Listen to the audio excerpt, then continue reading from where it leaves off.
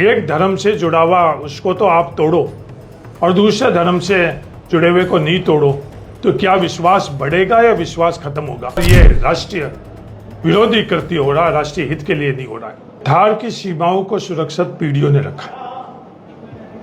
किसी भी राष्ट्र की सुरक्षा क्या सिर्फ सेना करती है या बॉर्डर में रहने वाले नागरिक भी करते हैं? सेना के साथ साथ बॉर्डर में रहने वाले नागरिक भी करते हैं, और उसका जो पहला कदम है व्यवस्थाओं के प्रति विश्वास। जिस भावना से, क्या ये राष्ट्रीय हित की भावना से कृत्य किया जा रहा है?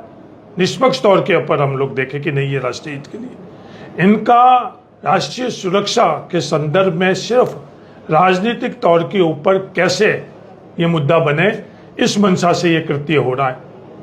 एक ही प्रतिबंधित जगह दो अगर स्ट्रक्चर बने हुए हैं, एक धर्म से जुड़ा हुआ उसको तो आप तोड़ो और दूसरे धर्म से जुड़े हुए को नहीं तोड़ो, तो क्या विश्वास बढ़ेगा या विश्वास खत्म होगा?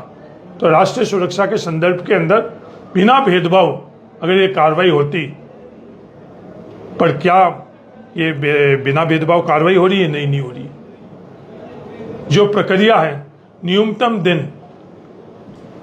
का नोटिस देना, कोई भी जाकर निष्पक्ष तौर पर देखे, न्यूनतम दिन का नोटिस की पालना नहीं हो रही।